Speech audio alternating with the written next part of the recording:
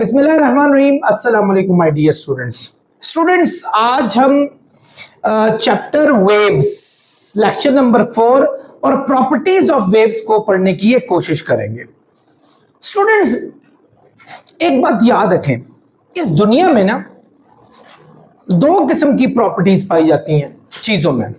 या तो वो वेव नेचर रखती हैं जो हम पढ़ेंगे, या वो पार्टिकल नेचर रखती हैं।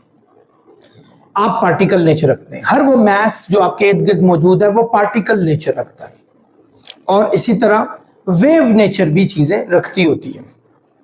जैसे हमारी लाइट है, ये वेव नेचर रखती है, हीट वेव नेचर रखती है, इसी तरह अल्ट्रावायलेट रे ये वेव नेचर रखती है। बहुत सारी चीजें आपकी आवाज वेव नेचर होती है। दुनिया में बहुत सारी चीजें या तो पार्टिकल नेचर या वेव नेचर, या इवन आप जब बहुत सारे अपनी मॉडर्न फिजिक्स को पढ़ने जाएंगे तो बहुत सारे साइंटिस्ट ने इस पर बहुत जबरदस्त डिस्कशन की है। एक बड़े मशहूर साइंटिस्ट हुआ करते थे जे थॉमसन, जिन्होंने इलेक्ट्रॉन डिस्कवर किया था। उनके बेटे होते थे जॉन पेजर थॉमसन। उन्होंने ये कहा था कि ये जो इलेक्ट्रॉन मेरे फादर ने डिस्कवर किया है ना, ये डुअल नेचर रखता है, ये वेव भी है और पार्टिकल भी है। फिर आगे बात चली, चलते चलते आप पढ़ेंगे कि लुईस डी ब्रोगली एक बहुत मशहूर साइंटिस्ट आए थे। उन्होंने भी डुअल नेचर पे बहुत ज्यादा डिस्कशन की कि ऐसी बॉडीज हैं जो दोनों नेचर भी रखती हैं। वेव जो है वो पार्टिकल नेचर भी रखती है और पार्टिकल भी वेव नेचर रखती होती है। फिर उसके बाद ये अल्बर्ट आइंस्टाइन, उन्होंने वेव्स के बारे में कहा कि ये पार्टिकल नेचर रखता है। एक बड़ी मशहूर थ्योरी फोटो इलेक्ट्रिक इफेक्ट निकाली। इनफैक्ट अगर क्वांटम फिजिक्स के फादर की बात करें, मैक्स प्लैंक जिन्होंने E = hf का फॉर्मूला दिया, उन्होंने भी ये कहा कि ये जितने भी लाइट जो वेव नेचर रखती है, एक्चुअली इसके अंदर फोटॉन्स होते हैं। खैर, बात बहुत दूर जा रही है। बताना यह है कि दुनिया में दो किस्म की नेचर है। आज आपको हम वेव के हवाले से थोड़ा सा बताने की कोशिश करेंगे। इनफैक्ट मैं पर्सनल बताने की कोशिश करूंगा। आपको अगर ये पता चलाना हो कि क्या ये वेव है या नहीं है, तो उसके लिए 4 प्रॉपर्टीज का होना बहुत जरूरी है। नंबर 1 है स्टूडेंट्स, उससे कहते हैं रिफ्लेक्शन। रिफ्लेक्शन यानी अगर कोई वेव आपकी रिफ्लेक्ट होती है, इसका मतलब वाकई वेव नेचर रखती है। बट स्टिल अभी बात खत्म नहीं हुई। रिफ्लेक्शन तो कोई भी पार्टिकल अगर आप उसको भी फेंके, बॉल को फेंका, वो भी रिफ्लेक्ट बैक हो जाती है हमारे पास, ठीक है। दूसरी चीज, रिफ्रैक्शन होनी चाहिए। चीजों के अंदर रिफ्रैक्शन की क्वालिटी होनी चाहिए। उर्दू में इसको इनताफ कहते हैं, आगे जाकर हम पढ़ेंगे कि ये। तीसरी प्रॉपर्टी, उसके अंदर इंटरफेरेंस होनी चाहिए। इंटरफेरेंस होनी चाहिए।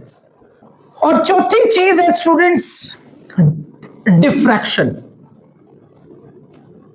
डिफ्रैक्शन, अगर कोई भी चीज इन तमाम 4 चीजें कर जाती है तो वो पक्का उस पे हो गया भाई, ये है जी, ये वेव है हमारे पास। ये वेव ही ये 4 चीजें कर सकती है हमारे पास, कि उसके अंदर रिफ्लेक्शन की क्वालिटी हो, रिफ्रैक्शन की क्वालिटी हो, डिफ्रैक्शन की क्वालिटी और इंटरफेरेंस की क्वालिटी। इंटरफेरेंस तो आप अगली क्लासेस में जाके पढ़ेंगे, लेकिन मुझे याद आता है कि जब मैंने मैट्रिक में फिजिक्स पढ़ी थी ना, तो उस वक्त डिफ्रैक्शन हमारा, इंटरफेरेंस हमारा 10th क्लास में भी हुआ करता था। बहरहाल चलें आगे मूव करते हैं। तो ये हमारे पास 4 क्वालिटीज लाजमी होनी चाहिए। अब इन 4 क्वालिटीज को हम बहुत सारे मेथड से अंडरस्टैंड करते हैं, डिफरेंट मेथड से। लेकिन आपकी बुक में एक बड़ा ही हॉट फेवरेट और बड़े अरसे से, शायद बड़ा ही अरसा हो गया, हमने भी अपने दौर में पढ़ा, उससे पिछले पता नहीं कितने दौर में ये चलता आ रहा था, दैट इज रिपल टैंक।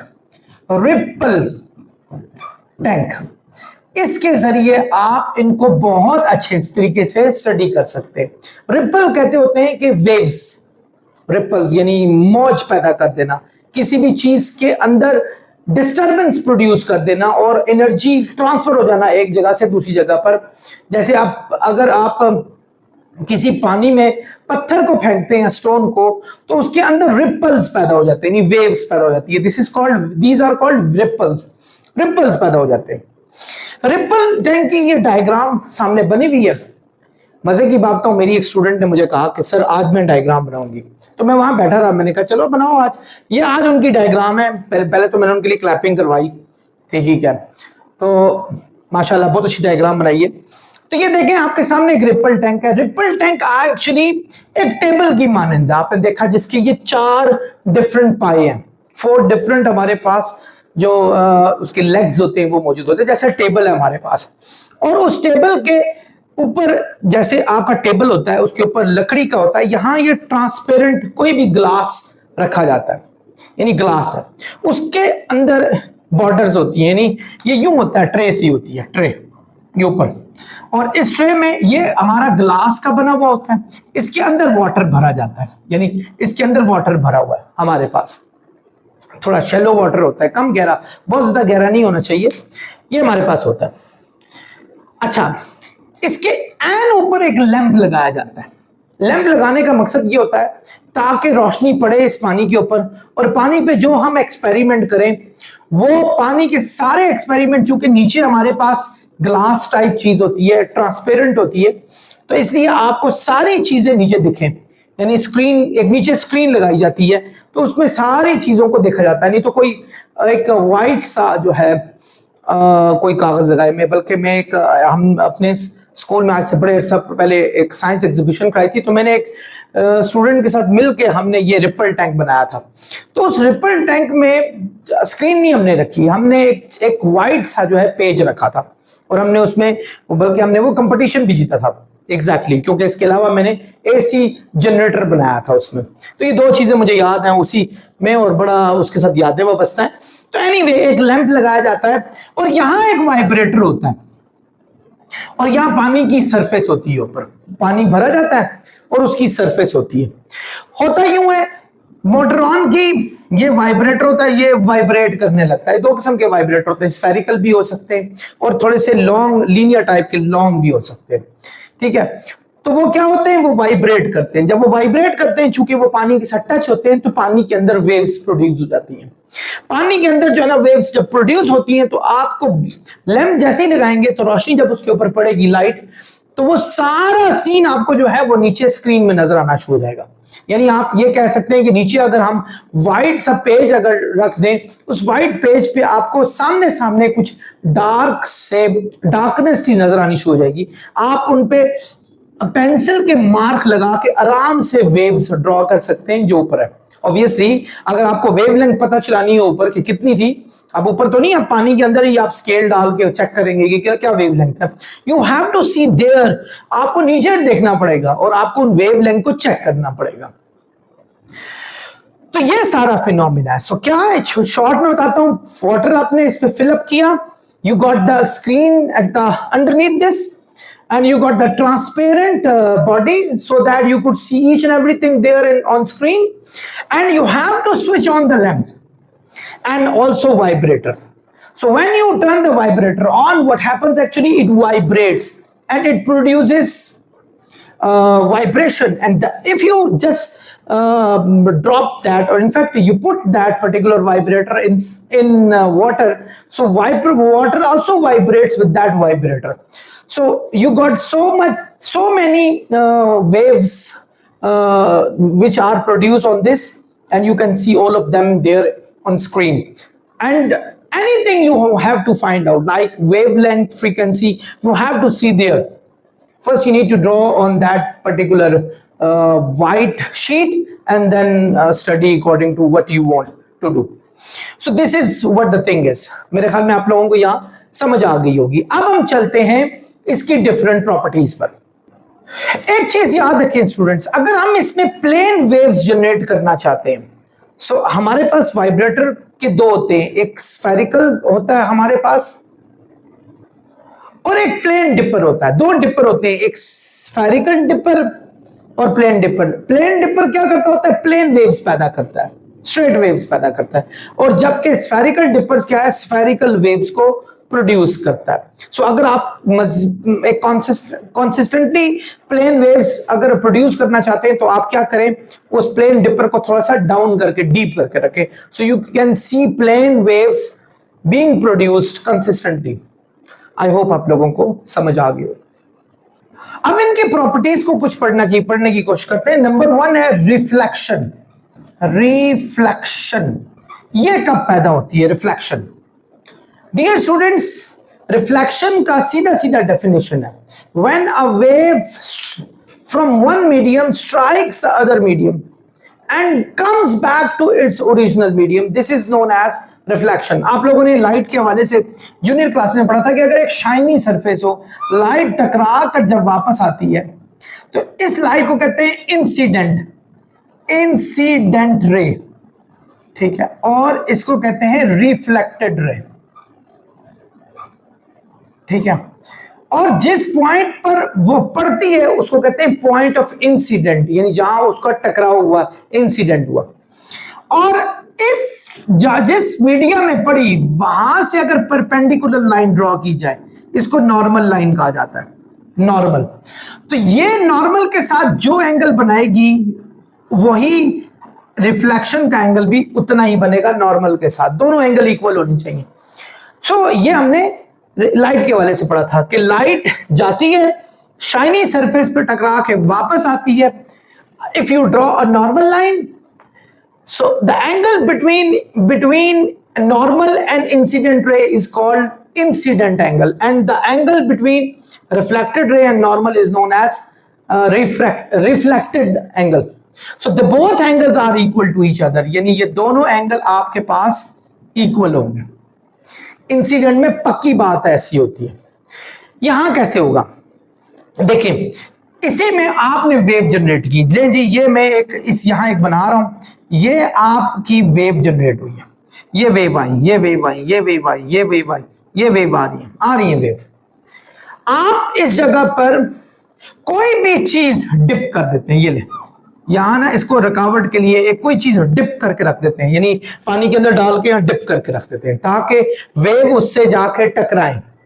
जैसे वेव इससे टकराएंगी आपको वेव यहां जाते हुए दिखेगी, यानी टकराकर इस मीडियम से आई, टकराकर उसी मीडियम में वापस चलेगी। यानी अगर देखा जाए तो ये वेव आई, ये वेव गई, अगर हम इसके साथ नॉर्मल की लाइन ड्रॉ करें, ये एंगल ऑफ इंसिडेंट और ये एंगल ऑफ रिफ्लेक्शन इक्वल होना चाहिए हमारे पास। ये नॉर्मल की लाइन इसके साथ, जिसके साथ टकराया उसके साथ 90 डिग्री का एंगल होता है, यानी ये 90 का होना चाहिए हमारे पास। इसको रिफ्लेक्शन कहते हैं। तो रिफ्लेक्शन कैसे पैदा की जाती है? वाटर वेव्स के आगे एक बैरियर लगाया जाता है। So what happens actually, water wave strike with that barrier and it reflects back to the same medium such that if we draw a normal line the angle of incidence is equal to angle of reflection, यानी इसमें हमारे पास angle of incident equal हो गया angle of reflection के। पहली बात यह आई है। नंबर 2 बात यह आई है, नंबर 2 यह है कि आपके पास रिफ्लेक्शन हुआ है, यानी वेव स्ट्राइक होके वापस अपने मीडियम में आई है, दिस इज कॉल्ड, यानी आप इतनी लंबा लिखने की जरूरत नहीं है, मैंने समझा दिया। नंबर 2 पे चलते हैं। रिफ्रैक्शन क्या होता है? रिफ्रैक्शन उर्दू में कहते होते हैं इसको इनताफ। स्टूडेंट्स, रिफ्रैक्शन में क्या होता है? आप अगर इसी की बात करें, जो हमारे पास रिपल टैंक बना हुआ है हमारे पास, इसी की बात करें, इसी में अगर फर्ज करें ट्रे के अंदर, यही ट्रे हमारे पास बनी हुई है, ये देखिए ये ट्रे हमारे पास, ये वाली, हम क्या करते हैं कि आपके पास वेव्स जा रही हैं, ये गहरा, ये हमारे पास एक समझ लें। अच्छा, बिफोर डूइंग दिस आप एक काम करें, कोई भी प्लास्टिक का बोर्ड रख ले नीचे उसके अंदर, ताकि पानी कम गहरा हो जाए। यानी पानी का इतनी विड्थ है ना, आप इतनी विड्थ पे ना, इतने नीचे कोई प्लास्टिक का बोर्ड आप रख दें। ये ले जी, हमने प्लास्टिक का एक बोर्ड जो है ना वो रख लिया, ये प्लास्टिक का बोर्ड रख लिया। यहां डीप वाटर है और यहां हमारे पास शैलो वाटर है। शैलो का मतलब कम गहरा, और डीप बहुत गहरा पानी है एज कंपेयर। हो सकता है वहां आपके पास 10 से 8 सेंटीमीटर हो, यहां 6 सेंटीमीटर की गहराई है, 5 या 6 की। आपका वाटर वेव प्रोड्यूस हुई, जैसे ही आपका एकदम डीप वाटर में गया, थोड़ा सा इसमें जो है ना कर्व स्टार्ट हो जाएगा, यानी बेंड हो जाएगी वेव हमारे पास। ऐसा क्यों होता है? ऐसा स्पीड की चेंज से होता है। शैलो वाटर में स्पीड कम होती है, डीप वाटर में स्पीड ज्यादा होती है। आप कभी अगर कभी किसी पहाड़ी इलाके में गए हो, वहां आप बहुत सारी नदियों को, नालों को या फिर बहुत सारे दरियाओं को चलते हुए जब देखा हो, तो आप देख रहे होंगे एकदम जब पानी कम गहरे से एकदम ज्यादा गहरे में दाखिल होना शुरू हो जाता है तो क्या होता है, उसकी स्पीड तब्दील हो जाती है, ज्यादा होती है और उसमें थोड़ी सी बेंड पैदा हो जाती है। इस बेंड को कहते होते हैं, ये जो बेंड पैदा हुई है ना ये आपकी, इसको कहते होते हैं एक्चुअली रिफ्रैक्शन। और अगर हम इसका एंगल ड्रॉ कर सकते हैं, ये यानी इसके साथ 90 डिग्री, एक एंगल ये बनेगा, एक एंगल ये बनेगा छोटा सा, और ये दोनों एंगल इक्वल नहीं होंगे, इसमें एंगल इक्वल नहीं होंगे। अगर हम इसको थोड़ा सा अच्छे तरीके से पढ़े, आपने एक फॉर्मूला पढ़ा था v is equal to f lambda. v कहते हैं स्पीड को, एफ फ्रीक्वेंसी को, लेमडा कहते होते हैं वेवलेंथ को। डियर स्टूडेंट्स, एक बात याद रखें कि फ्रीक्वेंसी चेंज नहीं होती, क्योंकि फ्रीक्वेंसी का सारा दारोमदार, फ्रीक्वेंसी कैसे किसे कहते हैं, टोटल नंबर ऑफ वेव्स पर सेकंड। एक सेकंड में कितनी वेव्स पैदा हुई हैं, एक सेकंड में जितनी वेव्स पैदा हुई हैं वो उतनी ही होती जाएंगी, उसमें कोई चेंजेस नहीं हुई। रीजन, उसका ताल्लुक इस वाइब्रेटर के साथ है। अगर वाइब्रेटर स्लो है तो वो पानी को भी स्लो करेगा, अगर वाइब्रेटर फास्ट है तो वो ज्यादा, यानी वो चीज उसी तरह होगी। हाँ, एक चीज में फर्क आ सकती है, वो है वेवलेंथ में और स्पीड में, इसमें आ सकती है। तो अगर मैं फ्रीक्वेंसी को कांस्टेंट मान लूं तो v डायरेक्टली प्रोपोर्शनल होता है लेमडा के। किसी भी कांस्टेंट को जब आप किसी इक्वेशन में से निकाल देते हैं तो फिर आप इक्वल का साइन नहीं डालते, फिर प्रोपोर्शनैलिटी का साइन डालते हैं। इसका मतलब हुआ कि आपकी वेवलेंथ बढ़ती है तो स्पीड भी बढ़ती है साथ साथ। रिफ्रैक्शन का दारोमदार स्टूडेंट्स याद रखें सिर्फ और सिर्फ एक ही चीज से होता है, और वो होता है स्पीड की तब्दीली। ये याद रखें। आपने कभी, मैं आज एक जनरली एक वैसे ही एक एग्जांपल दिया था कि ड्रिल मशीन अगर चली भी हो ना, जैसे उसको दीवार से लगाते हैं तो फ्रिक्शन की वजह से स्पीड डाउन हो जाती है, तो उसमें थोड़ी सी उसकी डायरेक्शन चेंज होने का डर होता है और हो जाती है। इसी तरह आप देखें, रोशनी अगर आ रही है ऊपर से, लाइट आ रही है, और लाइट जब जाके जमीन पानी में टकराती है तो पानी में स्पीड कम हो जाती है, क्योंकि ऊपर तो 30 करोड़ मीटर पर सेकंड होती है, 30 करोड़ मीटर पर सेकंड, 3 × 10⁸ मीटर पर सेकंड।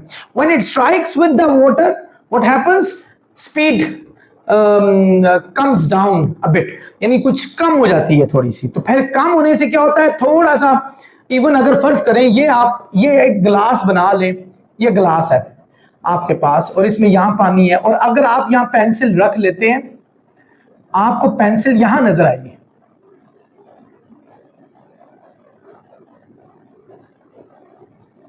ऐसे नजर आएगी पेंसिल। क्यों?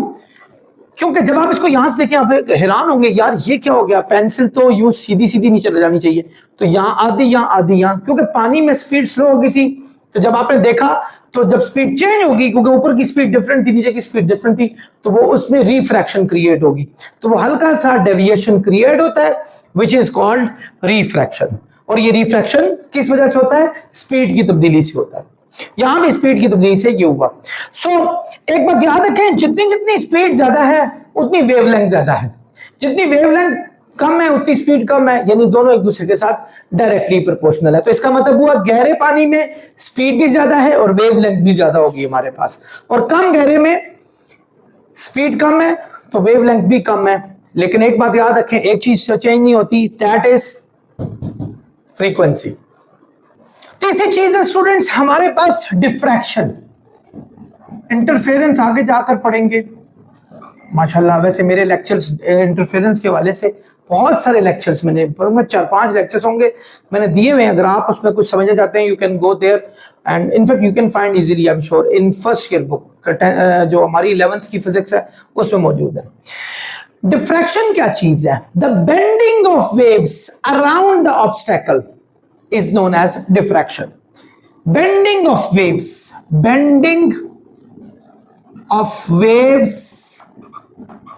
around obstacle के इर्द गिर्द वेव्स का बेंड हो जाना। यानी फर्ज करें आपकी वेव्स ये आ रही हैं, ये आ रही हैं, ये आ रही हैं, ये आ रही हैं, ये आ रही हैं, अगर आप इसके आगे, यानी यही वेव पैदा हो रही हैं, आप इसके आगे ऑब्स्टेकल लगा दें, ये ऑब्स्टेकल लगा दें, तो आप देखेंगे कि वेव में सर्कुलर जो है बेंड पैदा होना शुरू हो जाएगा। यूं यूं आपके पास बेंडनेस पैदा होगी।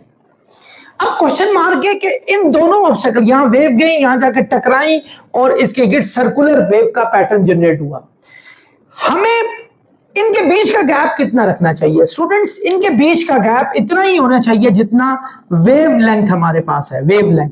तो ये जितनी वेव लेंथ है इतना गैप होगा, तो इसके इर्द गिर्द ऑब्स्टेकल में के गिर्द जो है ना वो सर्कुलर वेव्स जनरेट होना शुरू हो जाएंगी। So as soon as or as long as the waves, the gap between two obstacles are comparable to the wavelength, then you will see the circular pattern. But if you increase the gap, अगर gap को हम बढ़ा दें, let's say ये हमारे पास gap बढ़ गया, तो आप देखेंगे कि अब आपकी सर्कुलर वेव्स कम होना शुरू हो जाएंगी और एक वक्त आएगा सर्कुलर वेव्स आपकी खत्म हो जाएंगी। आपका डिफ्रैक्शन के लिए गैप जो है ना वो वेवलेंथ के हिसाब से होना चाहिए। जी स्टूडेंट्स, ये था एक इसका छोटा सा हमारे पास जायजा। एक बात याद रखें कि डिफ्रैक्शन के लिए वेवलेंथ का खुद बड़ा होना बहुत जरूरी है। इसकी रीजन एक ये है कि आप फिर आराम से दो जो ऑब्स्टेकल्स है वो रख सकते हैं जो कि कंपेरेबल टू द वेवलेंथ होंगी।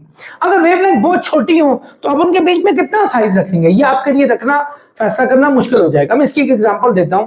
जैसे एक बड़े मशहूर साइंटिस्ट है, उनका नाम था यंग एक बहुत मशहूर साइंटिस्ट है। उनका एक एक्सपेरिमेंट भी बड़ा मशहूर है, यंग डबल स्लिट एक्सपेरिमेंट। उन्होंने डिफ्रैक्शन पैटर्न क्रिएट किया था लाइट पे, रोशनी पे किया था, और येलो लाइट पे उन्होंने किया था। सबसे पहले सोडियम की लाइट पे इनफैक्ट किया था। तो सोडियम की लाइट में सबसे बड़ा प्रॉब्लम था, वो डिफ्रैक्शन पैदा करने के लिए क्या करना चाह रहे थे? वो चाह रहे थे कि एक ऐसी चीज हो कि जब लाइट उसमें से गुजारी जाए, लाइट जब जाके, मतलब फर्ज करें ये लाइट है हमारे पास, ये लाइट आ रही है हमारे पास, तो इसके आगे ऑब्स्टेकल ऐसा होना चाहिए, ऐसा ऑब्स्टेकल होना चाहिए कि जिसके बीच का जो हमारे पास गैप है वो इसकी वेवलेंथ जितना हो चाहिए। आपको पता है जो ये लाइट्स होती हैं इनके ये तो 700-800 नैनोमीटर में होते हैं, इतने स्मॉल होते हैं कि वो उनके आप वेवलेंथ को क्या कहते हैं, डिस्टिंग्विश नहीं कर सकते।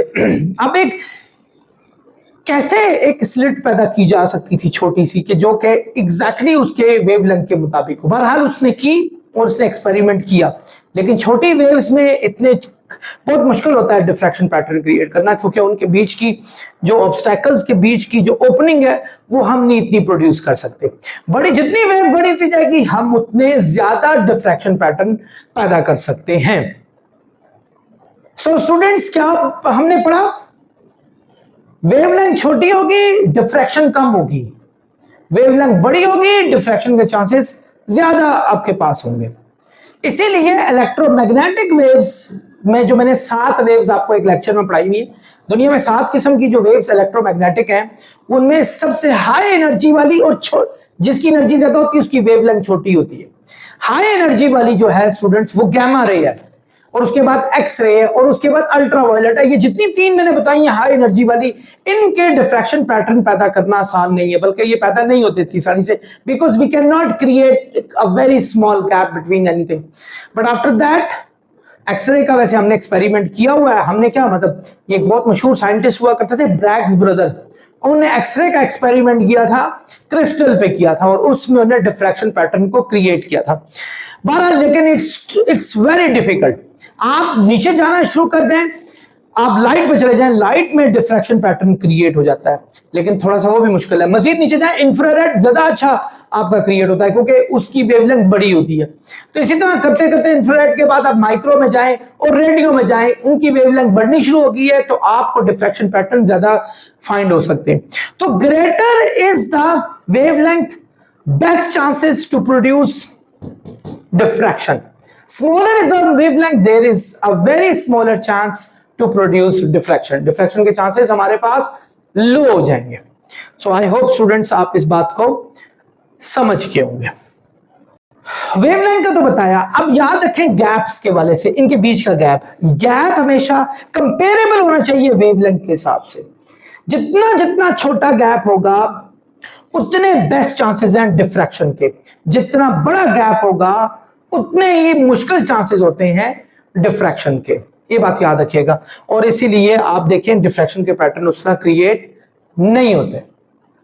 इसकी सबसे बड़ी एग्जांपल आप ये दे सकते हैं कि देखें आप, मैं बोल रहा हूं ना, साथ वाले हो सकता है जो हमारी क्लास है उसमें टीचर को मेरी आवाज सुनाई दे, क्योंकि आवाज की वेवलेंथ बहुत बड़ी होती है और वो इजीली सुनी जा सकती है। वो डिफ्रैक्शन पैटर्न ज्यादा क्रिएट कर सकती है किसी भी जगह से। वो डिफ्रैक्शन पैटर्न क्रिएट करती है तो हर जगह पे फैल जाती है, आवाज एक जगह से दूसरी जगह तक आराम से पहुंच जाती है, because of having very large wavelength. Wavelength उसकी बहुत बड़ी होती है। लेकिन उसके मुकाबले में रोशनी, अब मैं साथ वाले क्लास का बंदा यहां नहीं देख सकता हूं। क्यों? क्योंकि रोशनी जो, क्योंकि देखने का ताल्लुक जो होता है वो लाइट से होता है। अब लाइट 400-500 नैनोमीटर की हो या 600-700, यानी मेरे ख्याल में रेड जो है वो 700 नैनोमीटर की है, 600 नैनोमीटर की होती है, तो इतने कम नैनोमीटर की जो लाइट की जो वेवलेंथ है तो वो इतने ज्यादा डिफ्रैक्शन पैटर्न क्रिएट नहीं कर सकती। तो नतीजा ये होता है कि एक चीज आपको दूसरी जगह पे इतने आराम से नजर नहीं आती। सो ये था स्टूडेंट्स एक छोटा सा जायजा। आई होप आप लोगों ने इन तमाम चीजों को अच्छे तरीके से पढ़ा होगा, समझा होगा। Keep in touch with me and keep subscribing. Keep the other people know about my channel and let them know about the intensity of the lectures as well. So we'll see you next time. Allah Hafiz.